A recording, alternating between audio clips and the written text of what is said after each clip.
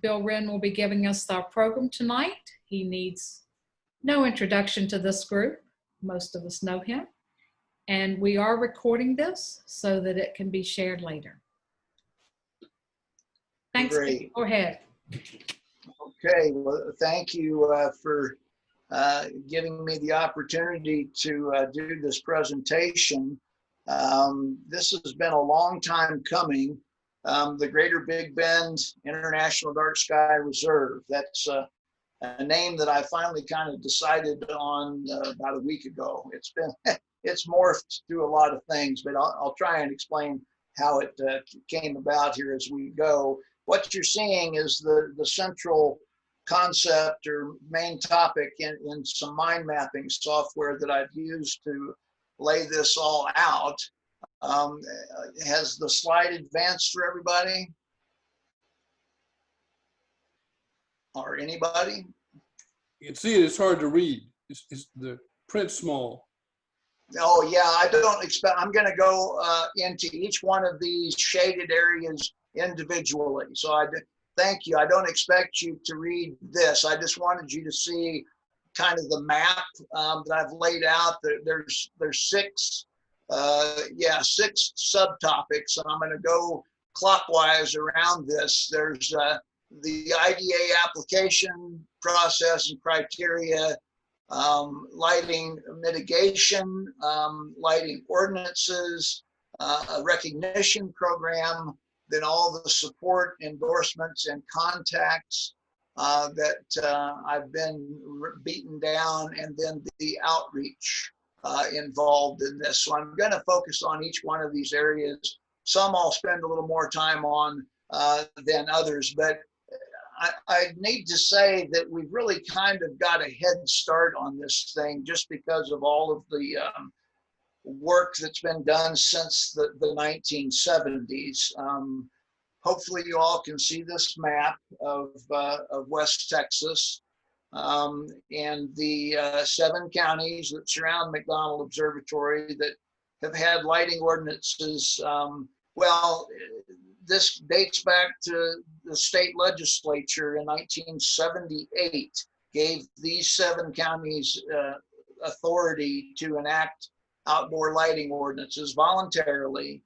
When I came to work here in 1990, 30 years ago now, Jeff Davis County was the only one of those that would be shaded blue. None of the cities had lighting ordinances. And just over the past 3 decades, I've just kind of been beating it together with Brewster County, Presidio, Hudspeth, Culberson, Pecos. Reeves was the lone holdout. 6 out of the 7 adopted lighting ordinances voluntarily, as did most of the cities that you see in red. Reeves County made it real clear that they didn't want any regulations that would scare away the oil and gas industry. Let me show you why.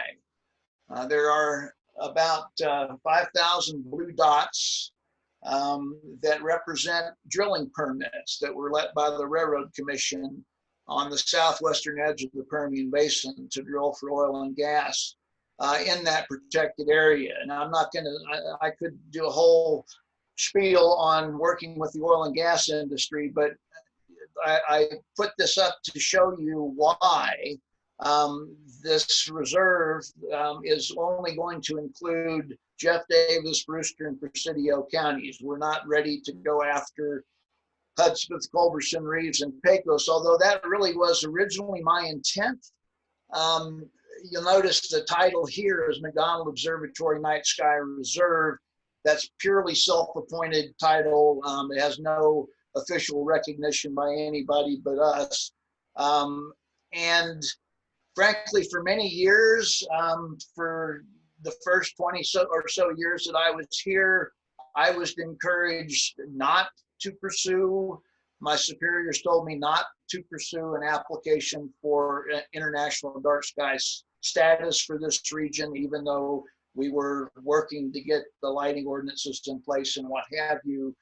The rationale, as it was put to me, was that, you know, why do you get a plaque on the wall and a newspaper headline And then you got to report annually and upkeep this, and it was just too big of a region to deal with. So when the oil and gas industry started encroaching, and I'll show you what they've done to our skies here as we go, but that was where they wanted me to spend my efforts, was focusing on working with the oil and gas industry, because that, as you'll see, is the biggest threat to the dark skies at McDonald Observatory.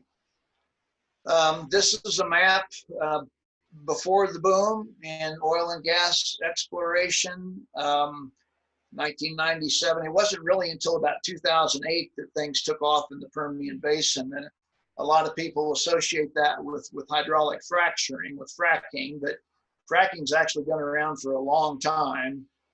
George Mitchell could tell you that. It was the advances in directional drilling that allowed fracking to be profitable, that really took off around 2008 or so. So this is prior to that boom. And this next slide is after that boom. This is 2014.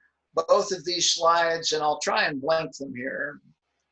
Both of these slides are from the old World Atlas of Artificial Sky Brightness, or I'm approximating the title there, and then the new World Atlas of Artificial Sky Brightness, published in 2016 using 2014 data. I'm sure you all are pretty familiar with this, but this next slide shows VIIRS data from January this year, just 5 months ago.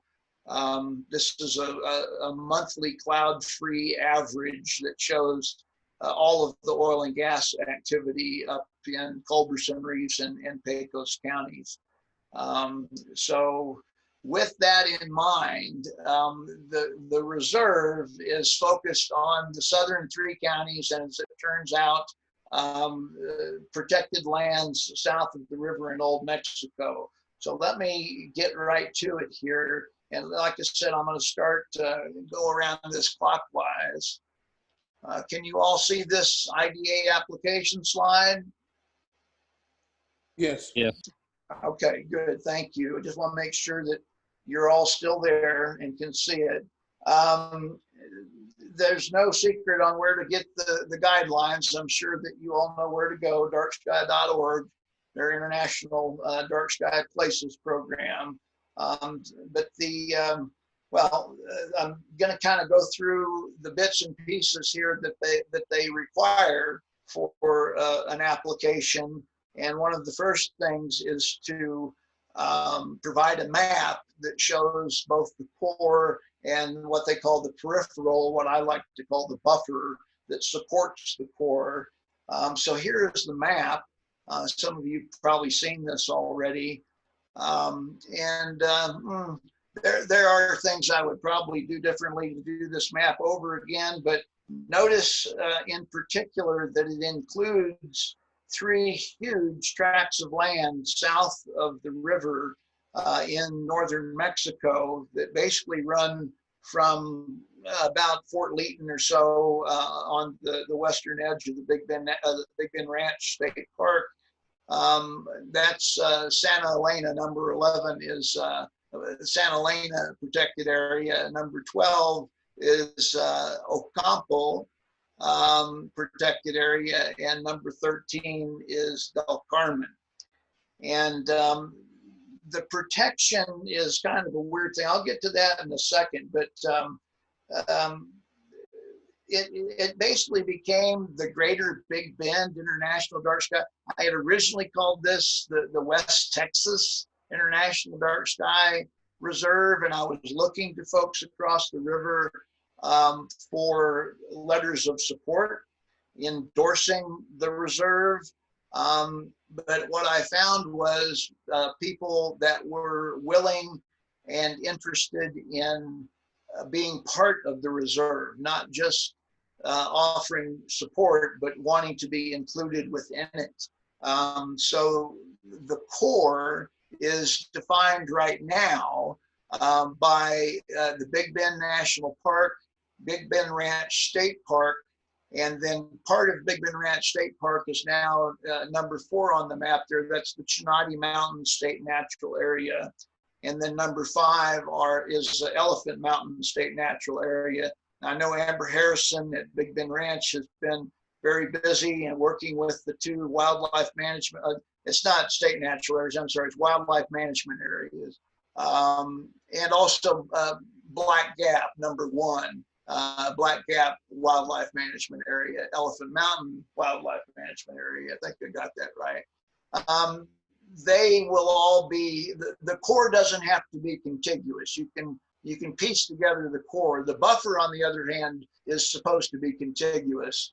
But once it became clear that people south of the river were willing to be included in this application process and identified as part of the overall reserve, then calling it West Texas didn't make any sense anymore.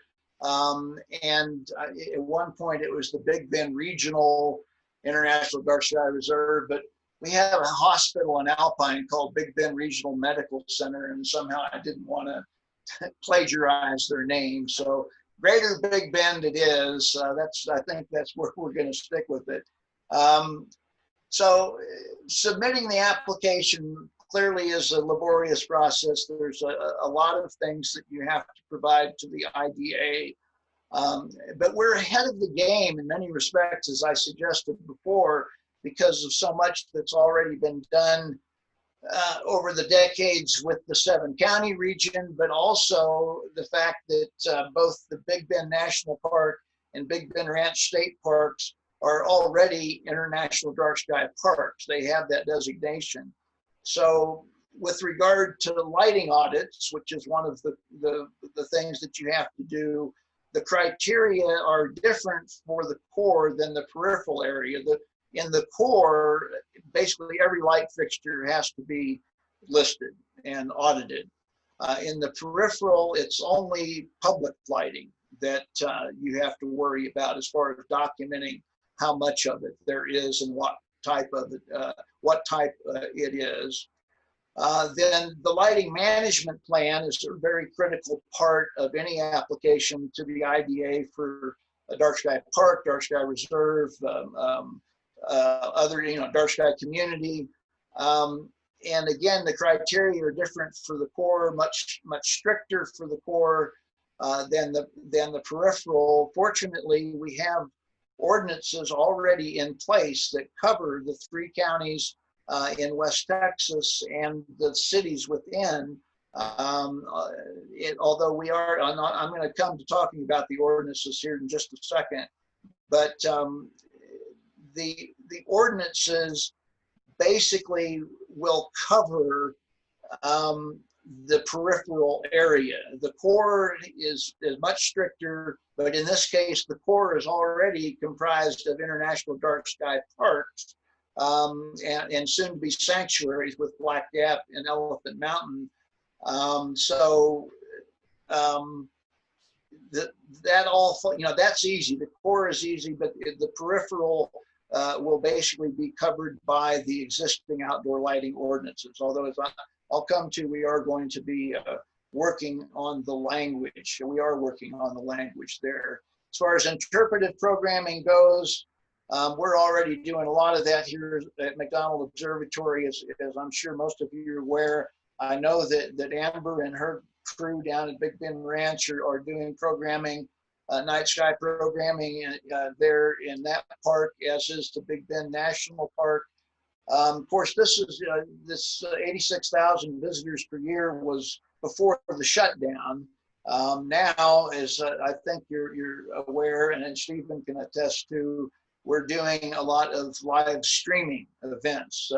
Stephen just did a program on Tuesday, live solar viewings, live lunar viewings, and so on. Just go to YouTube, search for McDonald Observatory, and click on the button and go to McDonald Observatory YouTube channel, and you can either catch these live or they're recorded and you can stream them at your leisure. then another major criteria is the sky quality measurements. Now, I think kind of the standard with IDA is the unihedron sky quality meter, which most of you are familiar with. It gives you a reading of the sky brightness. It's typically measured at zenith, although there are, a variety of different ways to do it, including setting up multiple sky quality meters and putting them on Ethernet and what have you. But that work's already been done for the Corps. Thank you very much. And there's a lot to do in the peripheral in that regard. We definitely want, in fact, I'm going to put in a request tomorrow to buy some unihedron SQMs and keep one for myself and have the others as loaners that can be checked out. But what we've been using is a system, I guess you could call it an SQM on steroids, the all-sky photometry system that was developed by the National Park Service back in the early 2000s, primarily Dan Driscoll and Chad Moore. What this instrument, well, it's just a science-grade CCD camera on a Celestron automated mount, an X-Star mount with a laptop and some batteries and a filter wheel and all this. It's about 60 pounds worth of stuff that can fit in a Pelican case. It was designed to be backpacked into remote areas in our national parks. We were able to replicate the system when Dan Driscoll resigned from the National Park Service, retired, I should say, from the National Park Service. Within a month, we had him under contract to build us one version of this system, thanks to a private donor. But what it does, it scans the sky and takes 45 images of everything that's visible that is emitting light. You can see Venus there in the zodiacal light. It's nice and bright and burned in. This is from a site up on top of Mount Fulks. We had them cut down some trees, sorry to say, but this was the best horizon we could get. And what it does is it takes pictures of thousands of stars, the Milky Way, zodiacal light, and then subtracts those natural sources and leaves only the unnatural sources of light, the artificial light in the sky. And this shows you the glow from El Paso, Juarez, 165 miles to our west-northwest, which historically, for most of the history of the observatory, was the brightest thing in our sky.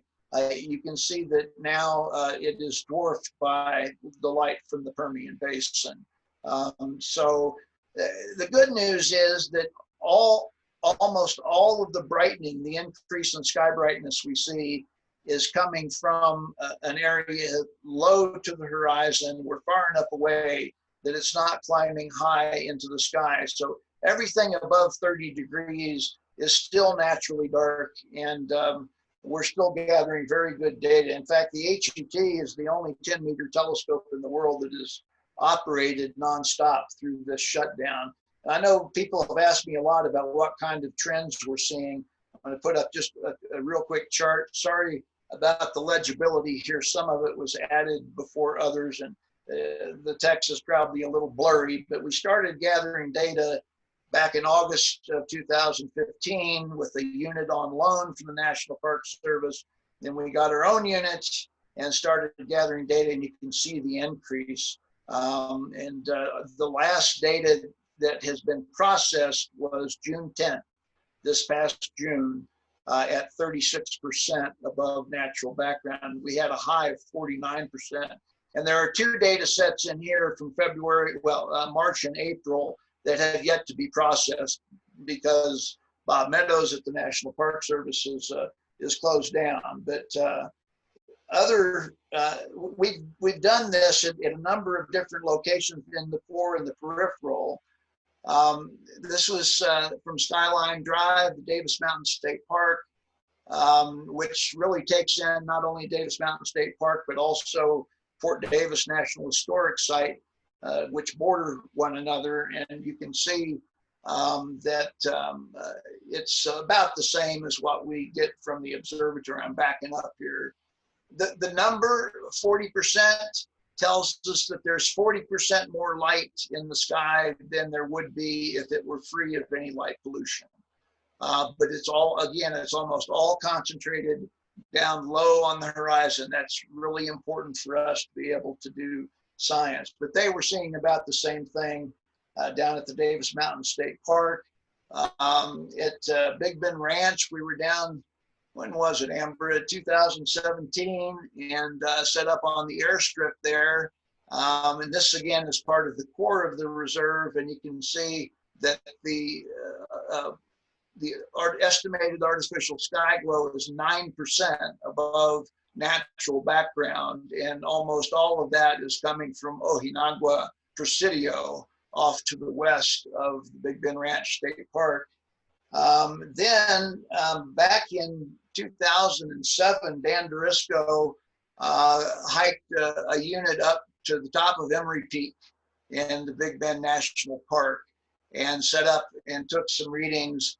And that's what it looks like from Emery Peak, or at least did in 2007. I would be surprised if it's changed much in that time, but less than 4% above natural background. That's in the margin of error. So anyway, that's been how we have been measuring the sky, but we're going to be getting a sky quality meter so we can kind of fit into the IDA, not criteria, but the IDA measures that they're using.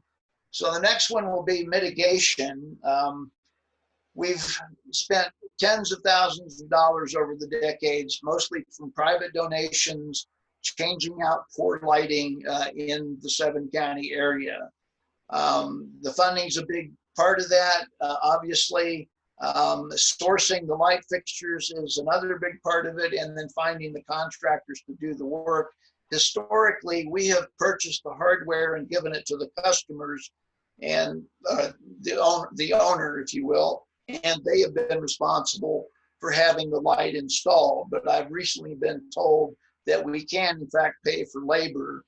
And it did, in fact, pay for labor on one occasion, which I'll show you. But just an example, a quick example, I think you'll get a kick out of this. The Hotel Olympia Orchard building had a bunch of these upward-facing globes all around the building. And being the good neighbors that we are, we offered to purchase. Whoops, my speaker just went off because nobody's talking but me. We offered to purchase some night sky friendly fixtures, some cheapo deluxe, and they put them up, and much to our amazement, they put in these long LED bulbs, 9 watts, but they're 6,000 degrees Kelvin. So they didn't make for a very pretty sight. You might notice that the rest of the lighting at the Hotel Olympia, here's the hotel, and the Blue Mountain Bistro over here, and then the lighting at the Orchard building. All this is nice warm light, and then they've got this blue rich white light up there. In fact, the maintenance guys were telling me when I went down to talk to them about it, that they were finding these light bulbs unscrewed from the sockets and lying on the ground because guests would come out of their room unhappy with the bright glary light shining in their rooms at night. So we got them some bulbs and replaced them. So it's now 2700K. It's still 9 watts LEDs, but it looks much, much better than it did before. There's a before and after example. I need to rush along here. Porter's Thriftway was a mess. These lights stayed on all night. They're over the gas pump. They needed them over the gas pumps for safety. We got some donations from Bob Adams at Chips and Wafers out of Scottsdale, Arizona, of these filtered LEDs. They're 500 nanometer cutoff, meaning they emit absolutely zero blue light in their spectrum. Prior to that, they had these fluorescent tubes that you can see.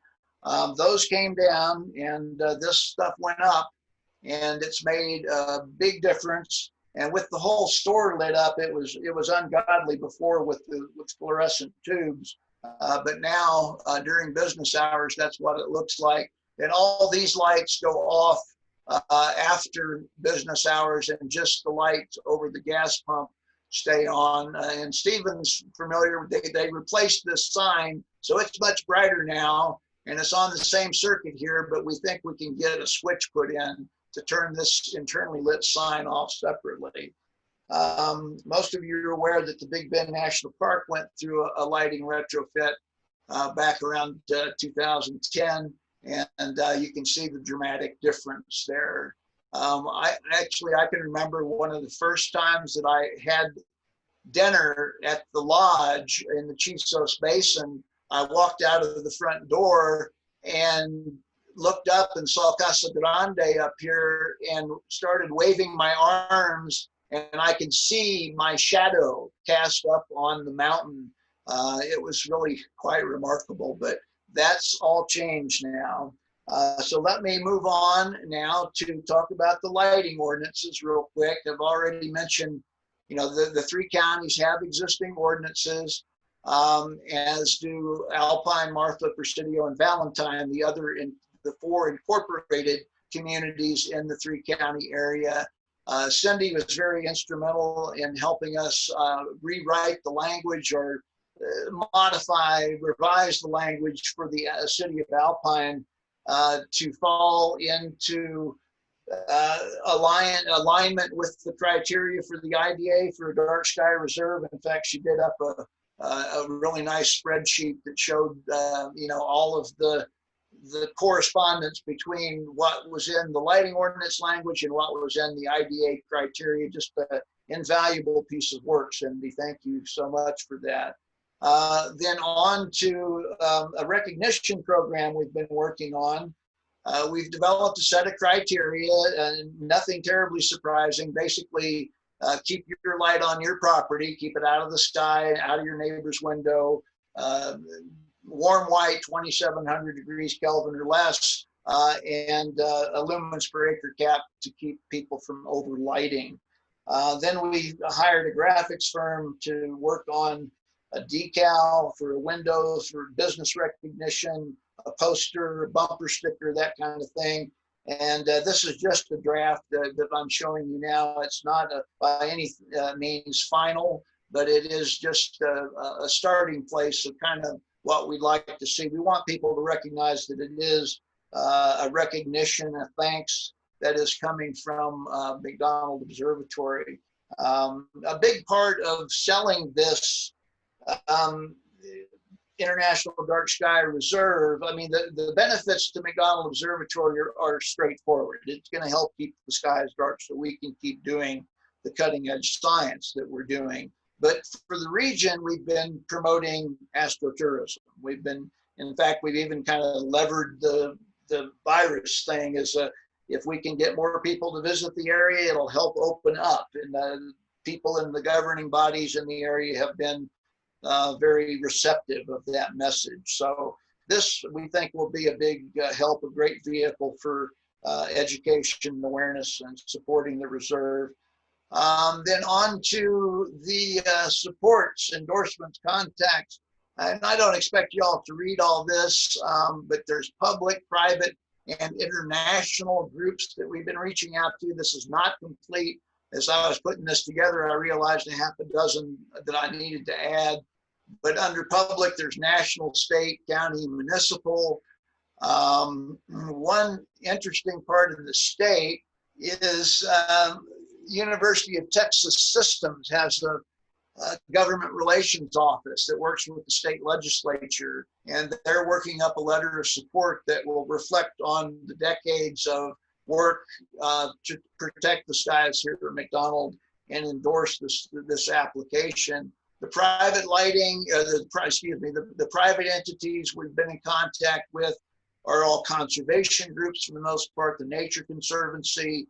We want to reach out to local ranchers, hunters with the Houston Safari Club, spend some time out here. And Cemex Corporation is, they're owned in Mexico, but they work both sides of the border. And you'll see they show up again under the international column. The National Commission for Natural Protected Areas is the government agency in Mexico that gives these protected areas that designation of being a protected area. But this is all privately owned land, okay? So it's really on paper only that they have authority over these lands. But CEMEX is the largest land owner south of the river, and they have been in contact with them and their representatives, and they want to know, when do you need your letter of support? They're on board. So it's very, very encouraging. Commission for Environmental Cooperation, CEC, has been working to establish an international dark sky park basically since Franklin Roosevelt's time. The idea has been out there. So we haven't run into any pushback from these people we've contacted. Everybody's been supportive. And that's why we kind of went from just looking for support from Mexico to including them in the Dark Sky Reserve. On last but not least to public outreach, the lighting ordinances we see as being vehicles for education and awareness. We really don't seek enforcement, although Steve and I were talking today about one possibility that we may need some help on. But at any rate, it's a good way to start the conversation. It's a foot in the door. You know that there's a lighting ordinance in this county or this city to start the conversation about good lighting, and then leave the whole idea of enforcement behind and ordinances and, you know, government regulation behind it, and just talk about what makes for good lighting. So it's really about promoting friendly lighting practices. We're thinking about putting together some Dark Sky Reserve town hall meetings in different communities. Again, promoting astrotourism is what the selling point is for the region. So we're reaching out to the chambers of commerce, the hunters and the ranchers, contractors, electricians. I would want to put public utilities on here, and private utilities for that matter as well. But that kind of gets me around the horn, and I'll leave you with this photo that you may be familiar with, showing the Rio Grande down the middle with blue bonnets on our side, and the Milky Way rising over the mountains in Mexico. So it's certainly a lot of moving parts, a lot of work to get everything documented and put together. But again, I think we have a head start with all of the work that's been done up to now. I should just say that we are revisiting the lighting ordinances in the 3 counties and the 4 municipalities in West Texas, because there, over the years, some contradictory language has found its way in, and we want to reflect current lighting technologies and practices, the LED. There's nothing that currently addresses color temperature or overlighting. So we've introduced lumens per acre cap, color temperature requirements. And again, Cindy is very helpful in getting the language for, we're starting with the city of Alpine and the county of Jeff Davis. If we can get those through, then we'll get it all around. And that language will kind of serve as the teeth and the backbone for the lighting management plan that will be part of the IDA application for Dark Sky Reserve. So with all that said, I'm happy to try and field any questions. I'm going to end my slideshow here and stop my screen sharing. Yay. Well, Bill, I have a very softball question, but how will this reserve compare in terms of size to other dark sky reserves? Oh, yeah. When I spoke to Adam Dalton at the IDA, he was giddy. He said that, you know, there are 16 other international dark sky reserves around the world, and the Greater Big Bend Reserve will be by far larger than all the other 16 combined. So it'll be the largest one on the planet if the application is successful. Thanks, Amy. Good presentation, Bill. Hey, Dean. Thank you. Yeah, thank you, Bill. You people are listening can either chime in, turn yourself off mute individually, or if you put your question in the chat. I know that that Debbie Moran put one. She said, have you reached out to law enforcement? I think people put in bright light because that's what they think they've been taught protects them. No, honestly, we haven't. I shouldn't say it. We haven't as part of this effort to establish the Dark Sky Reserve, but over the decades, I've certainly interacted with code enforcement and law enforcement. Been a number of facilities that have gone in over the years that have required a little bit of support in that regard. And we've had the opportunity to emphasize to law enforcement, code enforcement, that we are not anti-light, that in fact the kind of lighting that we're trying to promote improves safety and visibility at night, and saves people money and helps for a more attractive environment and helps promote tourism and so on. So we've made the arguments repeatedly, and over the decades there's been a lot of turnover, so we just need to make the arguments again.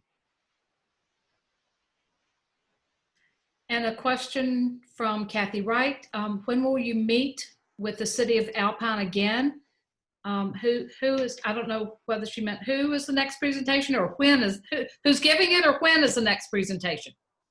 Yeah, no, I'm glad you asked that question because we did meet with Planning and Zoning Committee here a couple of weeks ago, and there was, the city manager identified a city council woman in Alpine who would shepherd the proposed revisions to the ordinance language through city council.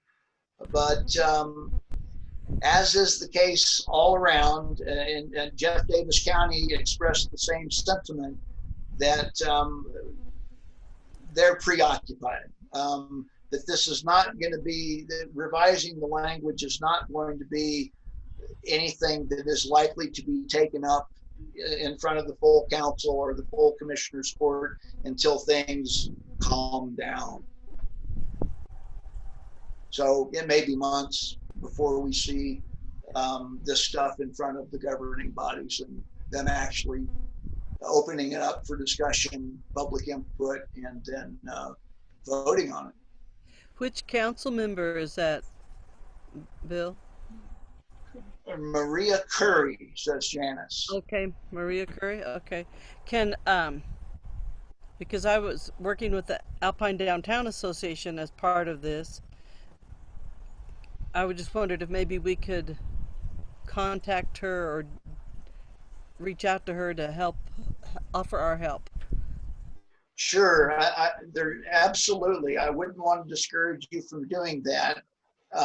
My only caveat would be that recognize that they are very preoccupied right now with the public health situation and funding. You know, financial mitigation is what everybody's going through right now, figuring out how to survive financially. The University of Texas and McDonald Observatory, no exception there. We've got a lot of people furloughed right now. But so the point is, it would be very helpful if you put in a plug and say you're behind it and you're supporting it. But I wouldn't want anybody to feel like they were being pressured or pushed into action when they're so preoccupied with this public health crisis. And I understand that completely. Also, like anything with Sol Ross, with the new president, Yeah, Pete Diego, isn't that great? Yeah. Well, same thing there. I mean, he's drinking out of a fire hose right now. I've had several people in the course of my conversations with all the outreach I've been doing to garner support that have said, well, you know, I think I'll have a little talk with Pete. There are about a dozen lights on Sol Ross State University campus which are not in compliance with the ordinance with the existing city ordinance. That the rest of them are actually, although a lumens per acre cap would have been handy because a lot of them are overly bright, but they are all full cutoff, save about a dozen fixtures.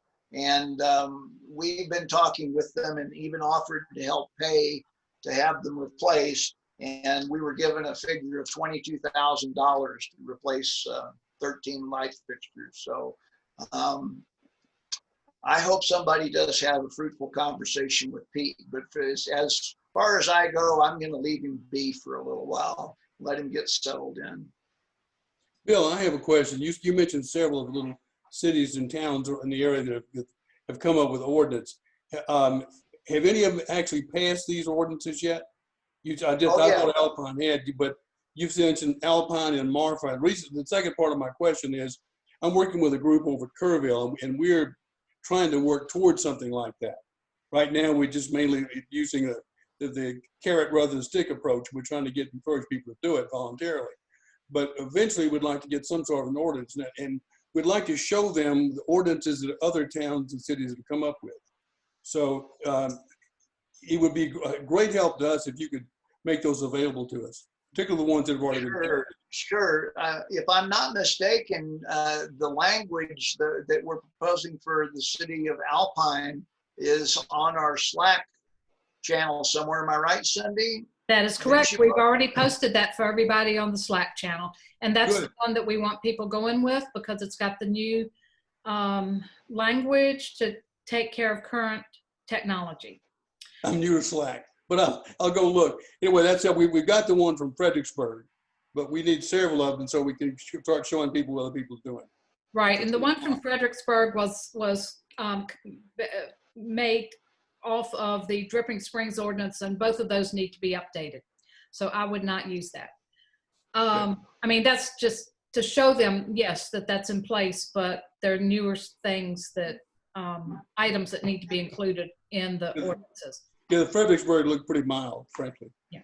There's a question out there for you, Bill, on the chat. Yeah. Saying, what sort of timeline are you looking at for submitting the application to IDA? That's a real good question. When I first started discussing this with IDA, they're saying you're probably looking at 2 to 3 year process before you'll have an application ready to submit.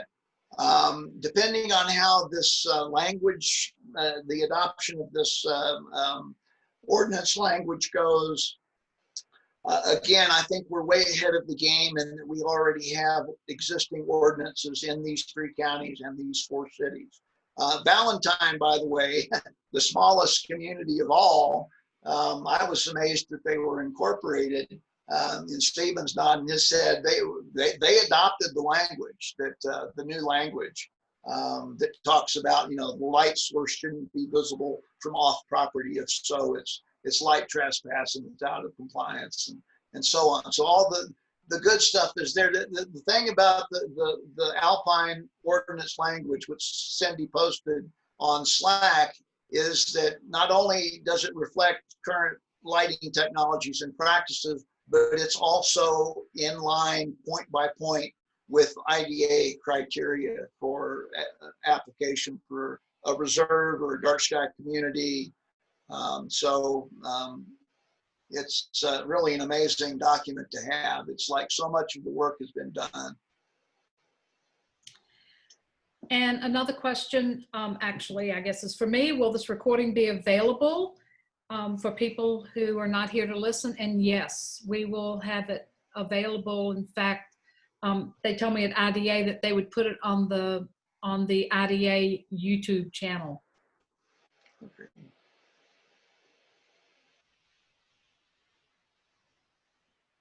Super.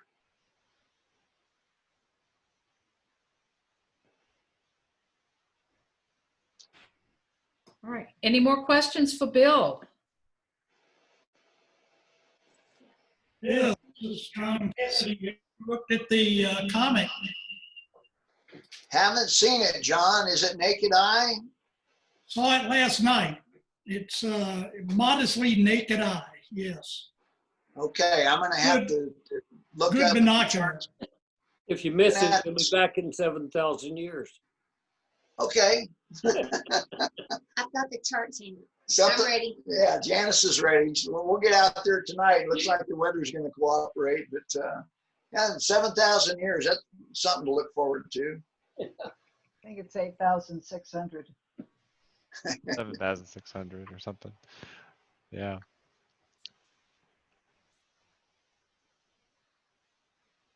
All right, Bill, you that was a guys, great thank presentation. you. That was a great presentation, Bill. Yeah, thank you, Thanks. Bill. Thanks very much. Yeah, thank My you, Bill. pleasure. Thank you, everybody. Listening in from Canada, really enjoyed your talk as usual, Bill. This is Linda Howard. Hi, Linda. How are you?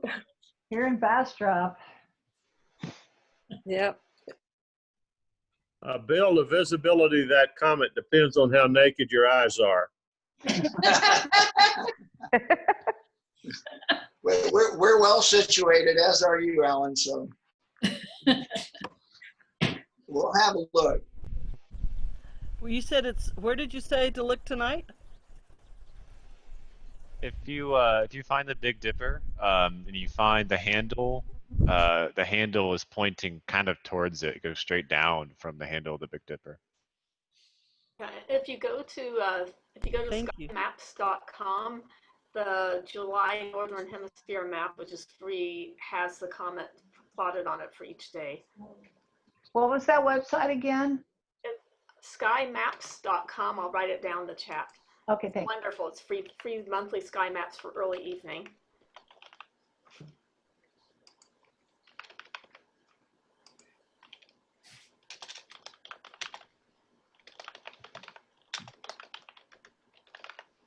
And some of us have the ISS passing over last night and tonight too again. Tonight. Yeah. Fun things in the sky.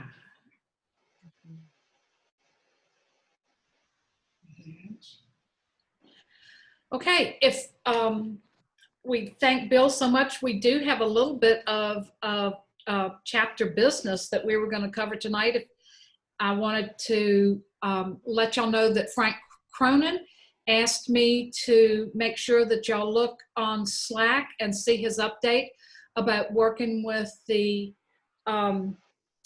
resource people at other community colleges who are working for sustainability, and that he's made them aware of our IDA recommendations on lighting and is had a very good reception from them. But he put a full report on Slack, which is where we are working to get everybody to start putting their updates on what they're working on, so that we can all keep up, or people join in if they want to. And I know that the email that was sent out recently had how you can link for you to join Slack at the bottom, and you're all welcome to do that. When you do, though, go ahead and go over to introduce yourself and go to a channel that's called, over the left-hand side, you'll have channels. And on one of the channels, it's called All Start Here. So that's where you can read about how it's organized, where you should put comments, you know, to have your comments go in the right channel so that people who are following that channel can see your pertinent comments. But all start here and introduce yourself. That's where you start with that. Oh, and Laura says, what channel is that update on? I will find that. I think it's under it's under one of the education channels. Let me see.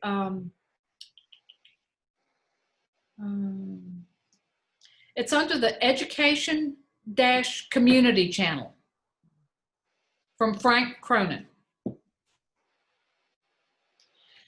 And I know that our board also recently talked about adding a channel that will be for all of the night sky, you know, Friends of the Night Sky groups that are forming around the state, where each one of them can have a thread for their any business that they need to talk about there where they can communicate using this, the same Slack tool that we've got, but then they would, put events and everything else in the right channel for everybody statewide to see and leverage.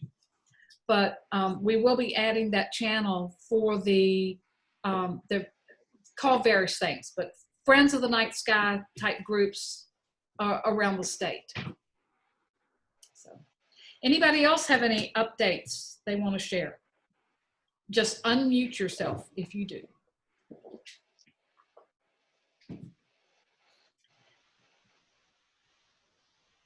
Amy, are you ready to tell people about next month's program yet? Or do you want that to be a surprise? No, that's fine. Can y'all hear me? Yes. Okay. You'll be my guinea pigs. So I'm working with the Hill Country Alliance and doing some dark sky conservation with them. And part of that work has been helping to establish Friends of the Night Sky groups throughout our 17 county region. And that's an ongoing endeavor. Hold on, I'm getting interrupted. Just say hi, June. Say hi. And then Mom's got to talk for a second. You can ask me in a second. 1 second. So through that work, it's been really interesting to get to know the different groups. Roy has been helping start the Kerr County Friends of the Night Sky. And so I've been able to participate with these groups and help them get started. Anyway, so I'd love to give a talk about how do we work together as a team to make change, and in particular in the realm of dark sky conservation, and also how do we speak to changing people's mindsets. So one issue we deal with in the Hill Country and this region in particular is a lot of these mindsets that some people have of, this is my property, don't tell me what to do with my lights on my property. So the work of a conservationist, which we all are, which we've all chosen to be here dealing with this issue, right, is how do you change someone's mindset? And so it's something I've given a lot of thought about, and I'd like to discuss that topic the next meeting. And part of that will be reaching out to you and having some conversations about that. And part of it is to provide you with a framework for how we can look at that issue and how we can start to tackle that, and how we can work together to change mindset. So it'll be basically about that. There'll be a tree analogy thrown out there. We'll get to look at a tree and how trees work and how we can use the tree analogy to tackle this issue that we're all dealing with. So. Thanks, Amy, this is Laura Gold over here in Alpine, Texas. Hi. I hear your concern and your challenge, and I'm thinking of having like a Tupperware party where we do the demonstrations of the dark sky, cover the light, and some of those trainings that Bill has shown us in our training. You just cover the lamp pole and you can see the criminal, and those are just fantastic. And I think you can probably see those at Globe at Night, and also something I know McDonald Observatory has Bill's stuff up there too. But let's call it, let's do Tupperware parties.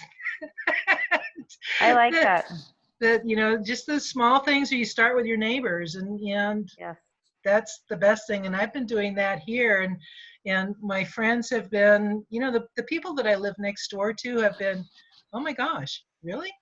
Seriously? And and yeah, so that does work one at a time. So whatever you can do, just keep doing it. You're on the right track. Yeah, I'm looking forward to discussing this the next meeting. So I'm glad you brought that up. So we'll get to talk about this more extensively the next time we meet. Could I ask a question? Because we occasionally do get some interest in doing lighting right. And then people ask me, well, does the IDA have some sort of guidance? Like, you want to light a parking lot specifically, what lights do you use? I guess there's so much with pole, but people now when we get the interest, they want to know if there's some kind of like template or blueprint for how to do lighting that they can just follow. And I was wondering if the IDA has anything like that. I guess there's a lot of products and they keep changing, but is there anything we can do to help people once they are interested?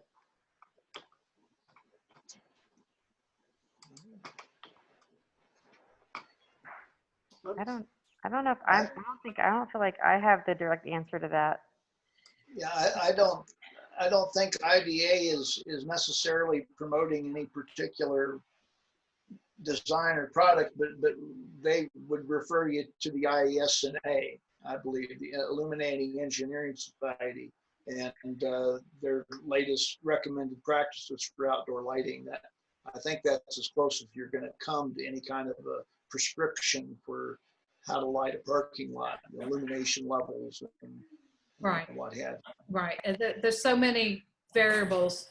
I know I have some lighting designers that I recommend if somebody wants that. And if somebody's just putting up one light, then, you know, it's not too hard to talk them through it. But no, I don't know of any, you know, I mean, that's basically, I feel like your question is saying, how do we design the lighting? And we've got professionals who do that, and many of them who are good with the dark sky principles and know how to do it.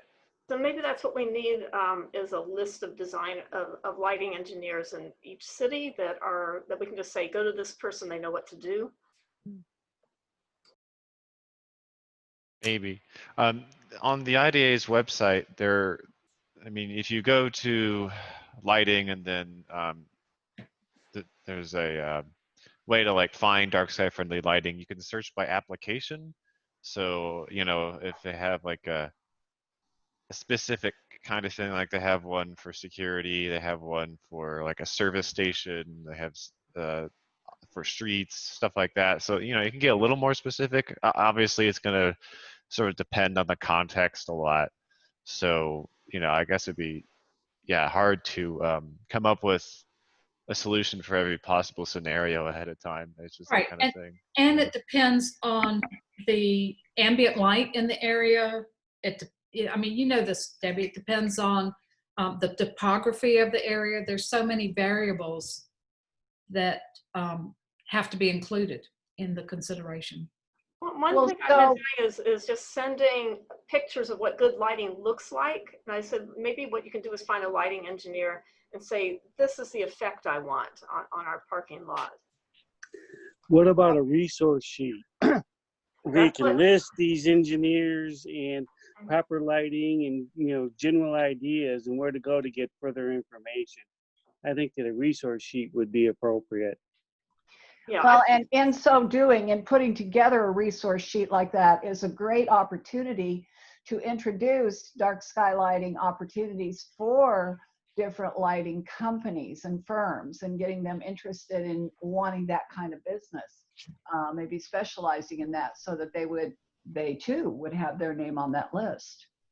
Yeah, so if one of y'all want to put together this resource list, I will give you the name of the company in the Austin area that they actually have Austin and Dallas offices that I use all the time. You know, that I recommend. I wouldn't mind doing that if there's some way. Is there a way to?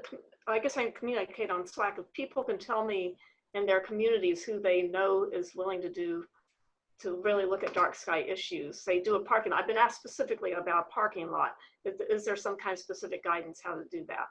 But you're right. Probably the engineers need to do that. Right. So I use Olner Lighting.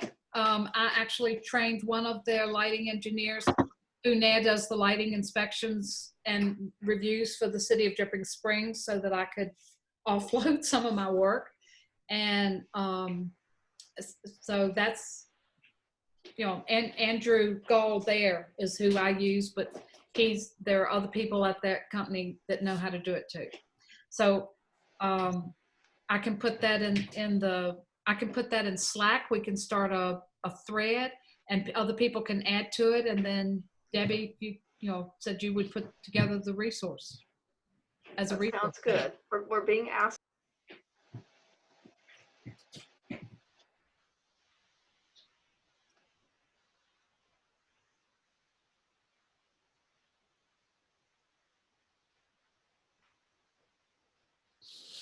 Anything else y'all want to cover? Gordon made a comment. Most of the good lighting engineers are out west in Arizona. Have to pull in a few. Monterey Engineering. Right, I think that there are ones we've been consulting with for the past 4 years, and James Pena. But if someone wants to do a parking lot here, we've got to find someone in Houston. Yeah, yeah. Need some local people too. Sounds like an opportunity to me. It does. All right, well, gosh, thank y'all. If no one has anything else, we will adjourn. We will thank Bill again.